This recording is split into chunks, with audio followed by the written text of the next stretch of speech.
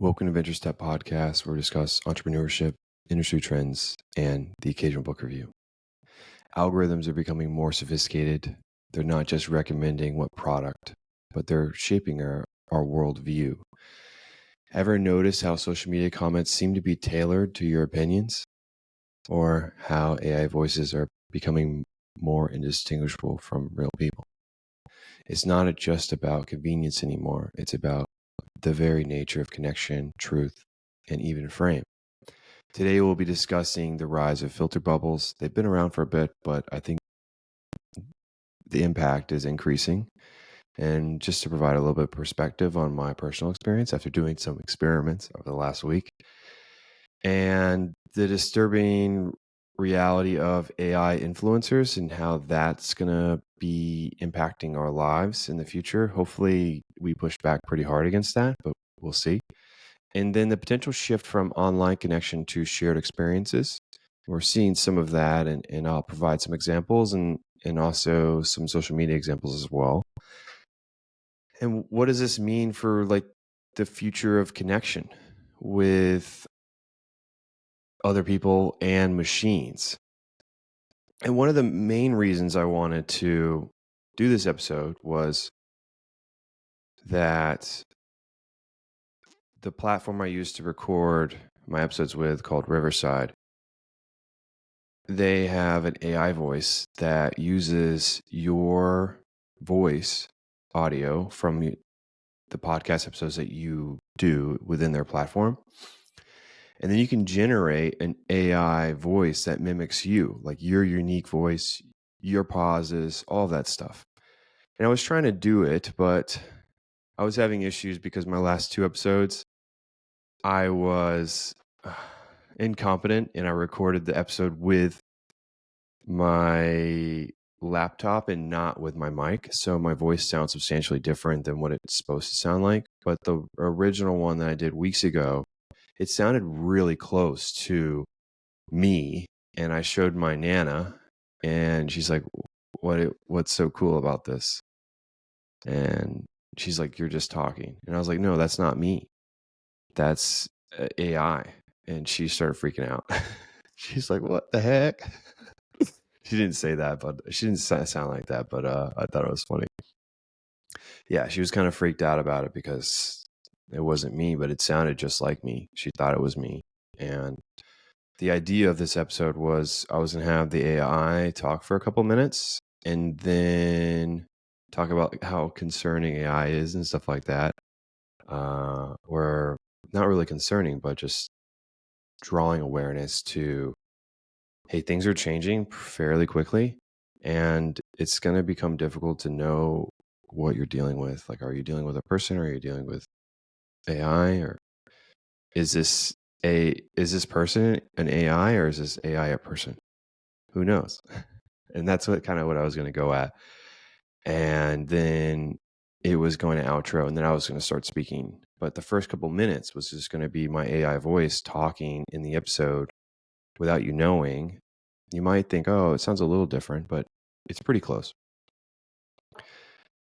That was the idea. The application was, since I didn't record the two episodes with my mic, it changed the voice output. So my voice sounded substantially different. So I didn't do it because it sounded way too off. And you're like, oh, of course it's AI. But the first one, I promise, was pretty good. So that's the whole reason why I did this episode, or wanted to do it, and that's why we're doing it. But before we seriously dive in, I'm your host, Dalton Anderson. Offline, you can find me building my side business, lost in a good book, or running. You can listen to this podcast in both video and audio format on YouTube. If audio is more your thing, you can find the podcast on Apple Podcasts, Spotify, YouTube, and wherever else you get your podcasts. All right. So we're going to talk about the bubble effect. The bubble effect is something that we know about. Like, it's also talked about as like echo chambers, a little different. But basically, it's kind of trending a little bit more now with TikTok. And TikTok was the first algorithmic social media where everything is generated by an algorithm instead of network algorithm. So the network algorithm is where like I follow you, you follow a couple people, and then those people call a couple people, and then it links it back to me of what I might like because the people that you follow I might like because we're friends. That's kind of the network algorithm. And then with TikTok was more of a personalized algorithm where before the network effect, you might get 10,000 or so similar posts that would potentially be something you like. Well, with TikTok, it was in the millions, like hundreds of millions of posts that you would potentially like. And it was able to suggest that to you with heightened accuracy. And that's why people are like, oh, like give it a couple of weeks and the algorithm's going to get in tune with you. So those are like the big differences between the algorithms. So Instagram switched over to that algorithm. And if you're familiar with social media, like there's been news going on, like saying, hashtags no longer matter because everything is built by the algorithm. So if your post is suggested to someone else, it's not because of the hashtag, and hashtags actually reduce reach because it will split out your, how do I say, it will split out your audience to different people that aren't your friends. So the way that Instagram works right now is it gives you like it will suggest the post to like maybe like 5% of your followers. And if it goes well for 5%, then you'll give it another 10, and then it kind of gives it another 10. And once it passes like a couple tests, then it sends it out to the explore page where other people could find it. And it's suggested to other accounts that don't follow you. That's how it works, really.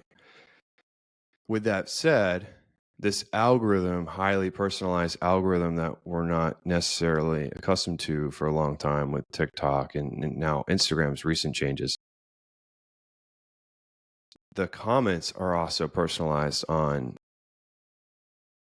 TikTok and some bit on YouTube, or not YouTube, on Instagram, not as much as TikTok though.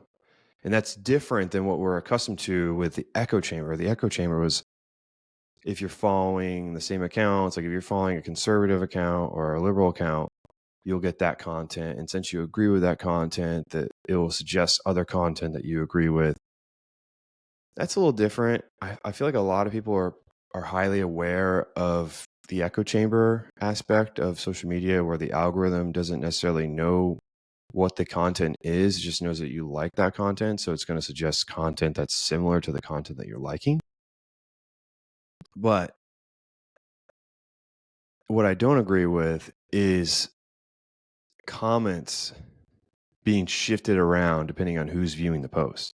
So I did a test with, I think, about 20 posts, a little bit more on TikTok than Instagram. I'll call it like 12 on TikTok, 8 on Instagram, with a woman similar to my age. She would send the post and the screenshot of the comments, like the first 9 comments, so she would do 3 screenshots per post, and I get to view the comments, and I would send out my screenshots. And basically, the first comments, like the first top 3 comments / maybe top 6 were always different, pretty much.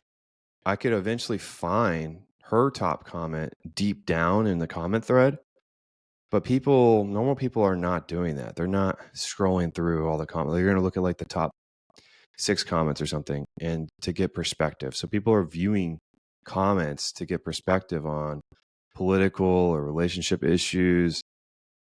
And the comments are different. They're not the same. And she sent me something about like a bombing or something like that. I forgot the exact content, but it was a different perspective completely, whereas her comments were more associated with, oh, such a great leader. He's brave for saying these things. And then on my comments, it was like, oh, like this person's old, like delirious, doesn't know what they're talking about. And yeah, I was a bit confused because it was such a difference in the perception and perspective of the content. Yeah, I was a bit confused. There, to be fair though, there was one post that had pretty much the exact same comments in the exact same order. And if they weren't in the exact same order, maybe it was shifted one up, one down.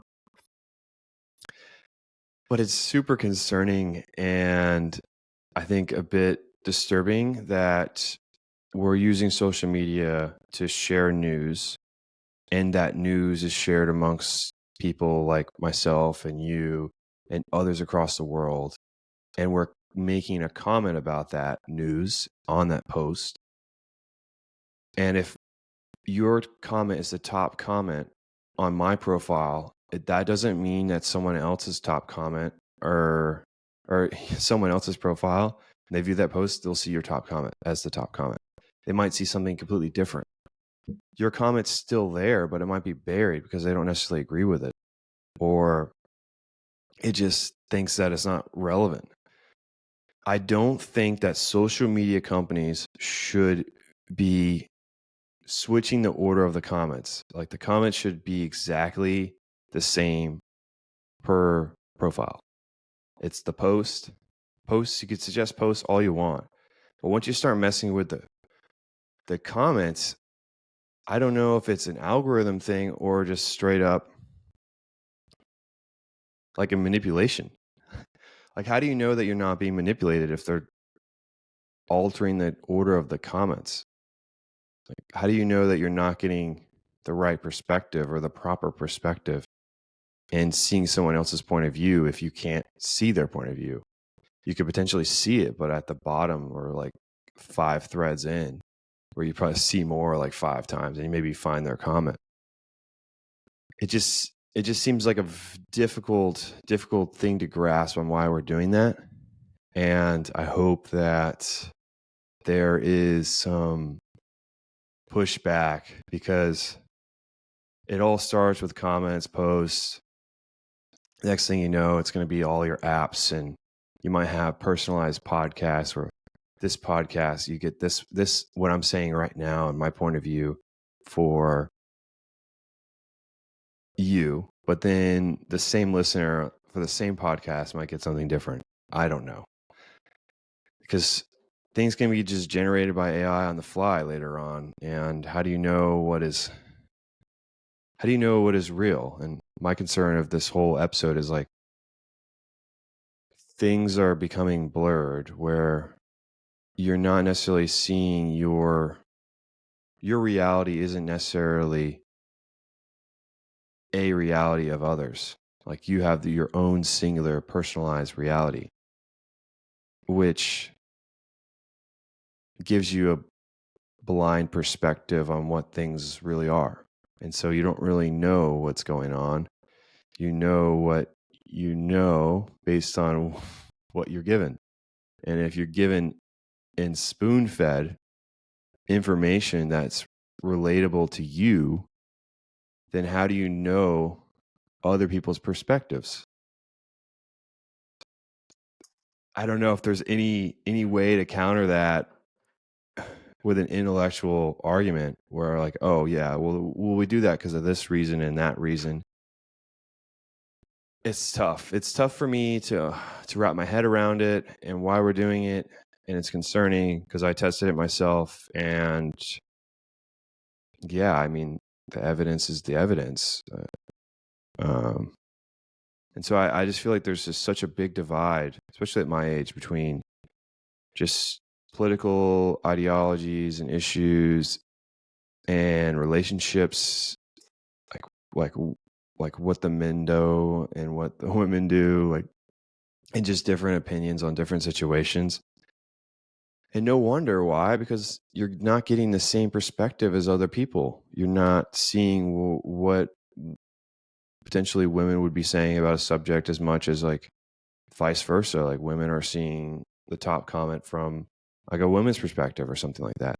And then you're not getting a blended approach, and the blended approach is what makes you wise on these situations. Like, you're always supposed to put yourself in someone else's shoes and see their perspective to gain perspective. But if you can't see the other side and you're forced into this personalized shadow of what your reality is, then is your reality just an algorithm?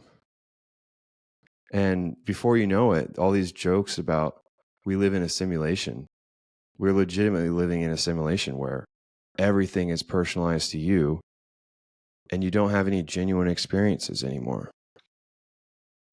And talking about genuine experiences, there is a whole push with this AI influencer stuff. Before I move to that, hold on. Some examples of things like on social media. We got, Facebook, Instagram, news feeds. We got Google News, Apple News, the personalized newsletters. YouTube recommendations are pretty strong. And, once again, I kind of talked about it, but it just reinforces existing beliefs, gives limited exposure to diverse viewpoints. It's just difficult. It's difficult to understand why we're doing that. Speaking of realities and things that we should stop doing is AI influencers. I was looking up AI influencer examples, and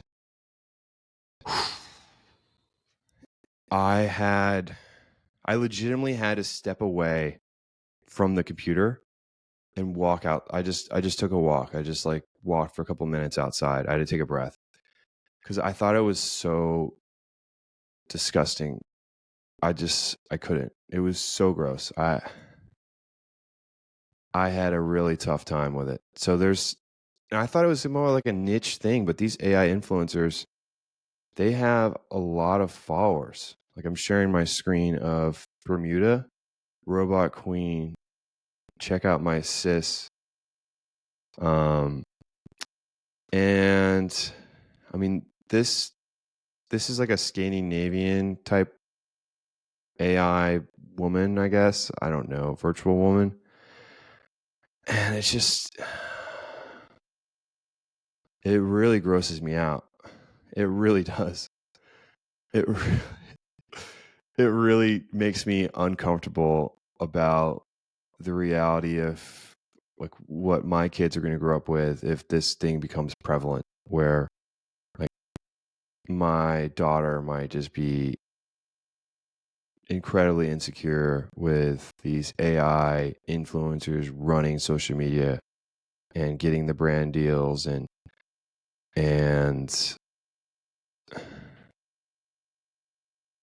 it just, the damage on someone's perspective of like who they are and who they could be is devastating when these posts are getting 30,000 likes. And you wouldn't know, like, unless I looked it up and read the bio, I wouldn't have no idea this chick is an actual AI virtual agent thing. You have no idea. Like, it doesn't tell you. It only tells you with the bio. But if you got a suggested post, you have no idea. And this, you can't tell. You can't tell that this is not a real human.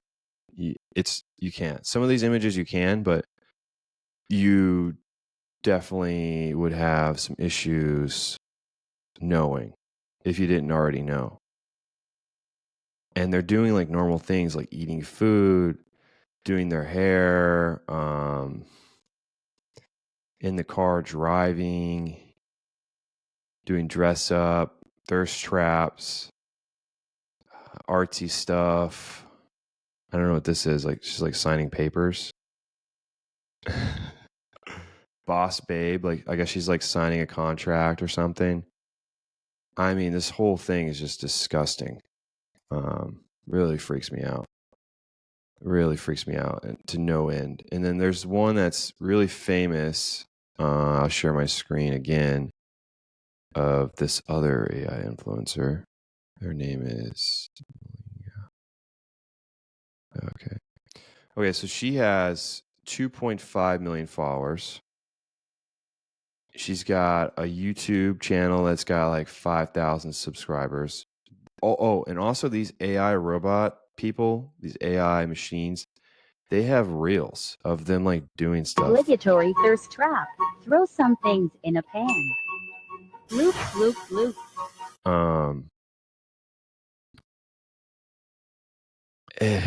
Just why are we doing this? Why, please?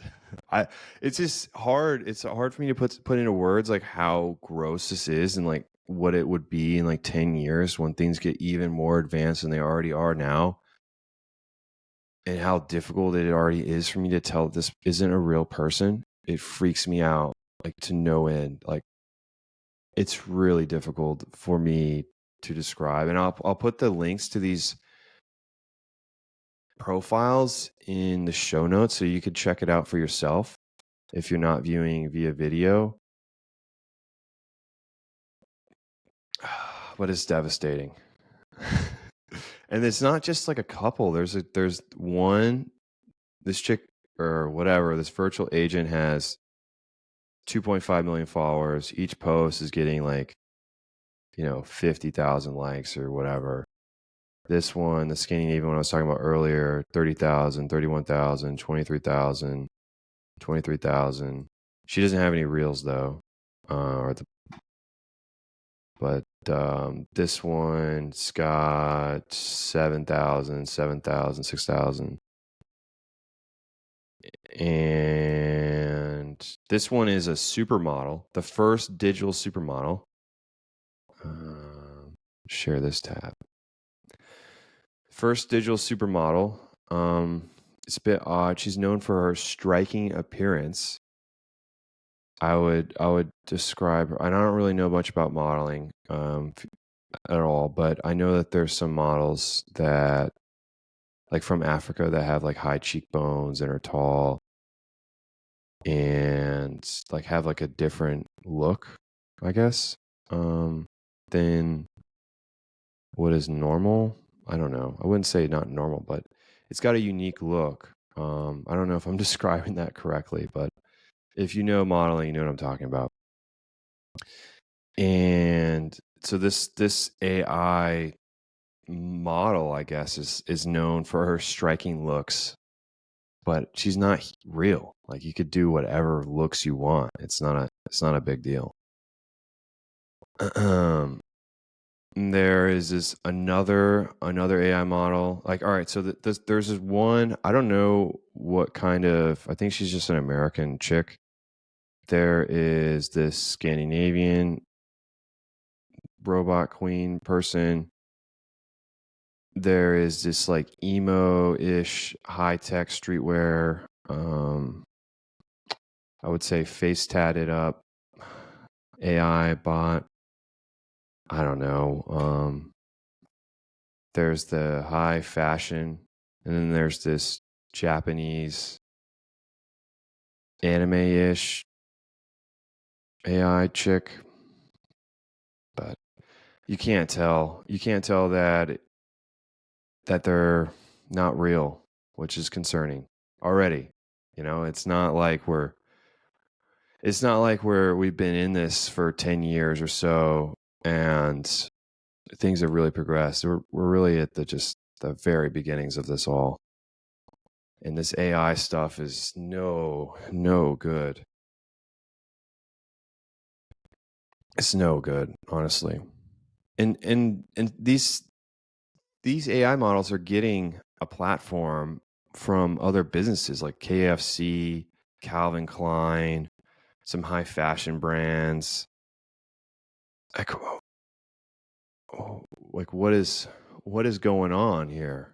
Like they have Calvin Klein, Prada, KFC, Samsung.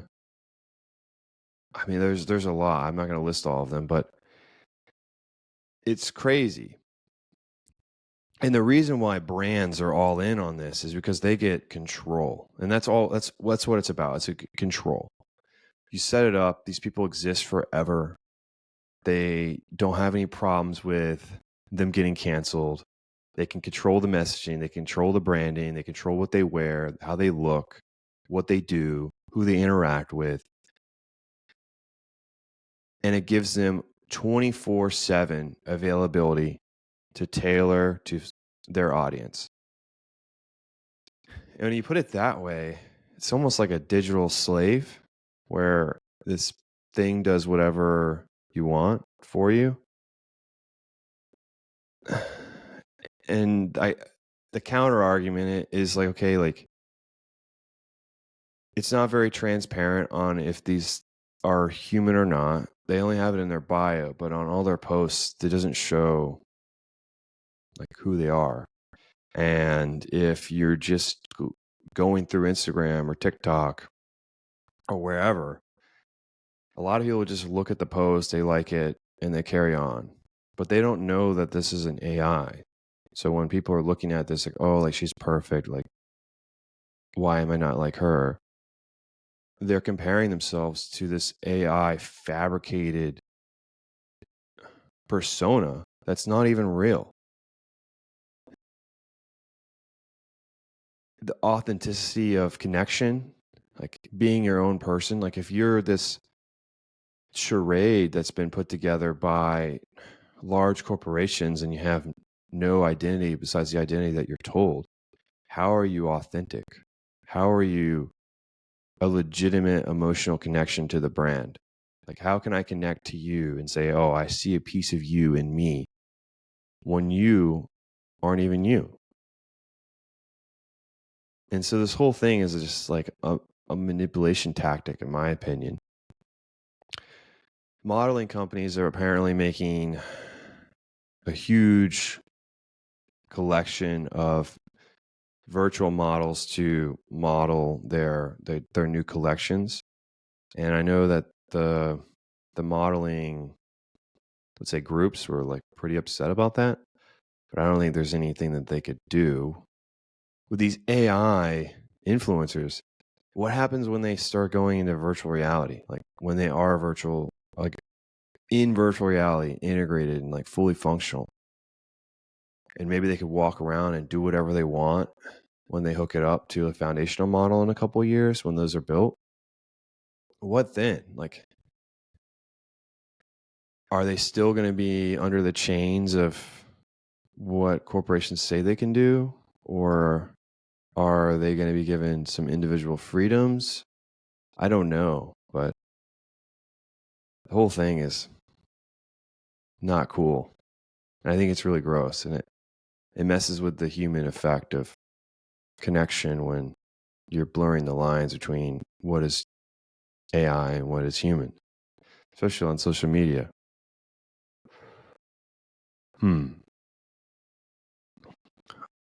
With the future of AI becoming more sophisticated, AI influencers are going to become more realistic, more engaging, and have improved conversational abilities for emotional pull with their expressions.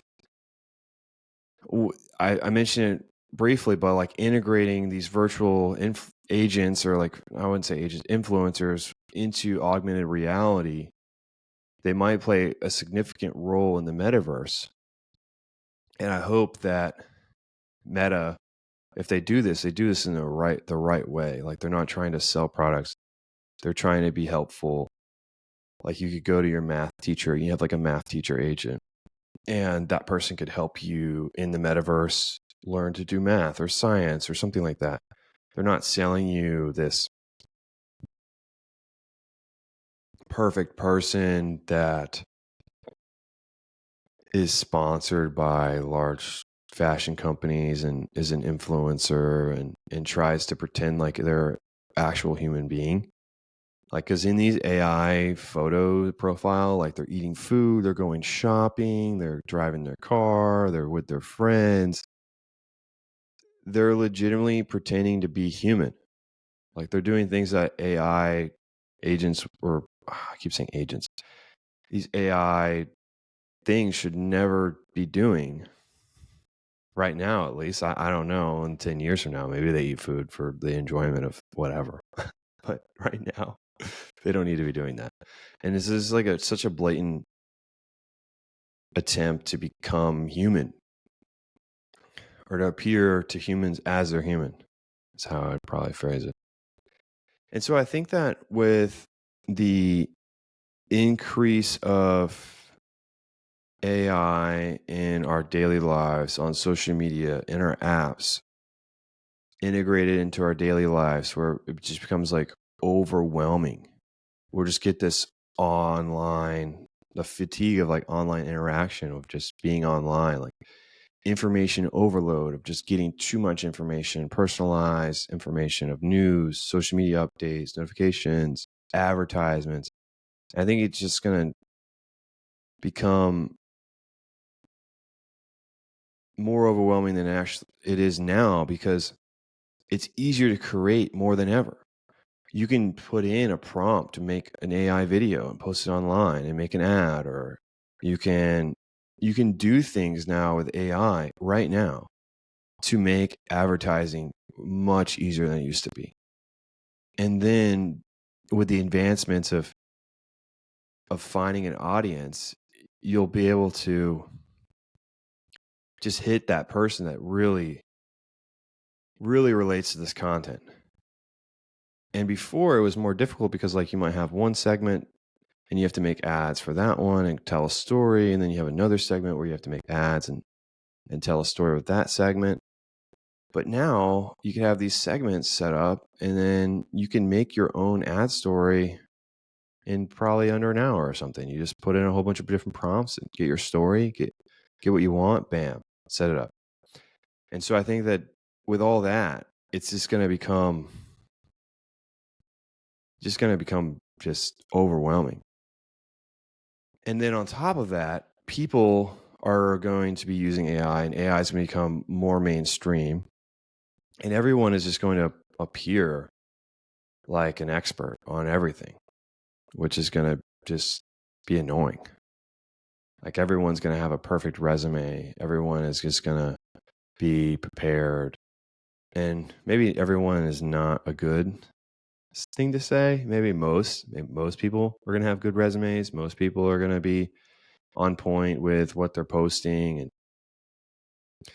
it's just, everything is just going to be so curated and generated and not authentic, is how I would phrase it, which seems just like a boring ordeal. So where do we go from there, right? Like if we're going to get information overload from, curated content, questionable sources like these AI bots. And then the last one is like this, is if everything is so perfect, where things are generated for you, prompts, images, curation of content, an overload of information. And if everyone is appearing that, or I would say most are appearing to be close to perfect, then that becomes like performative, where, it encourages you to have these idolized versions of ourselves, creating pressures to maintain this perfect online image that can feel exhausting and inauthentic in itself. So where do we go from here, right? Well, I think that with all these pushes, something's got to give. And I think we're already seeing that open up a bit with experience marketing. And people, I think, would search for real life connections and experiences, nature and outdoors, offline hobbies, unplugging. People, they do a digital detox. Nature and outdoors, what's been super popular lately is run clubs. Like run clubs are just really popping off right now. Diplo has a run club. There's a popular run club in Austin called Raw Dog Run Club. Diplo has a run club that kind of goes into this experience marketing piece where Diplo does a run, and then he does a run with everyone that signs up, and then he does a show after the run, which is, he's a beast. Like, imagine running like 20 miles. I'm like, all right, now I'm about to DJ this set for 2 hours. So Diplo does that, and then there's a lot of run clubs locally, and people are increasingly wanting to be outside and step away from social media and connect with people in person. Like, the run club is basically you run, and then you guys might have a not necessarily networking event, but like maybe a friendship get together. I don't know, where you guys get beers or food or something, and everyone talks and gets together. Wow, I got something in my eye. Anyways, yeah, then everyone talks and gets together and socializes in person, and they meet each other in person. Crazy, right? um, Experience marketing. So Red Bull does the Red Bull Strauss. They had the record-breaking jump from the stratosphere, a global event that captured, everyone's attention. IKEA has the Place app, which is the AI, or not AI, AR, alternate reality app that allows you to place things in virtual reality. Not virtual reality. Sorry, I'm getting my realities mixed up. The alternate reality app with Place app allows you to place IKEA furniture at your house. The Coca-Cola share campaign, where you go and you find a Coca-Cola that has your friend's name, you share it with them, and then you share it on social media. And so these things have like increased brand awareness, stronger emotional connection, and higher conversion rates. So if we're shifting over from, I guess, social media marketing to, it seems like, increasingly experience marketing, and people wanting experiences instead of, I guess, just general marketing connection. They want to experience it with the brand to build that connection. Then how will that change the landscape? I think what we'll be doing would be prioritizing transparency, authenticity, and real world experiences. Transparency, like being transparent, like, hey, we're not using AI models, we're not using AI agents. This is made and curated by people for you. Being authentic with the brand and the people that are interacting with it, and providing these real world experiences where people can make memories instead of connections, and they can experience it for themselves.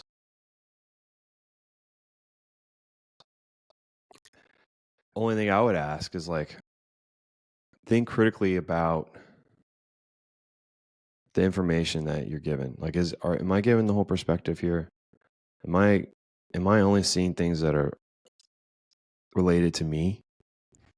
And what do you think about the AI? I'm going to put it in once again, I'm going to put the AI accounts in the show notes so you'll be able to click them.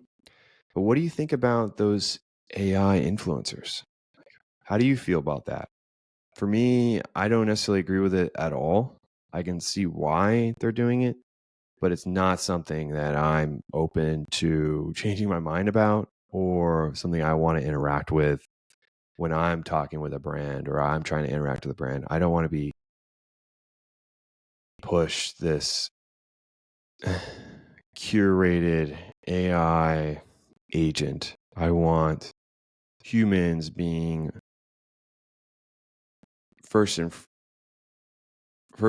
foremost in the spotlight of their marketing campaigns.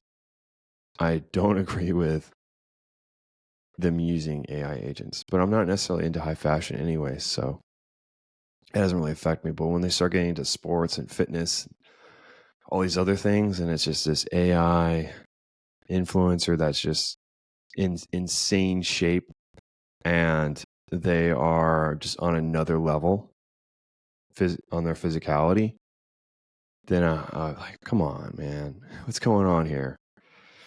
Huh.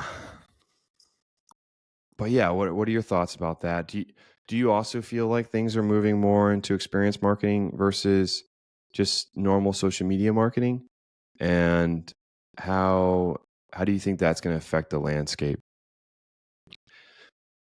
Before we close out here, we went over the bubble effect, like the filtered bubble effect. We went over AI influencers. We went over from connection to experiences. So removing ourselves from social media connections and embracing social experiences with others in person. The future of marketing and reality. I would encourage everyone listening to this show to please push back on brands using AI influencers. Like, now that I know that KFC uses AI influencers, I'm going to let KFC know, like, I won't eat your chicken because of this. I don't know. I definitely think that you should not be cool with it. But let me know how you feel. And if you feel differently, like, oh, I really like AI influencers, like, let us know. And maybe you could change my perspective. But my current perspective right now, it makes me sick to my stomach. Well, as I always say, good morning, good afternoon, good evening, wherever you are in this world. Thank you for listening. And please listen again. See you next week. Bye.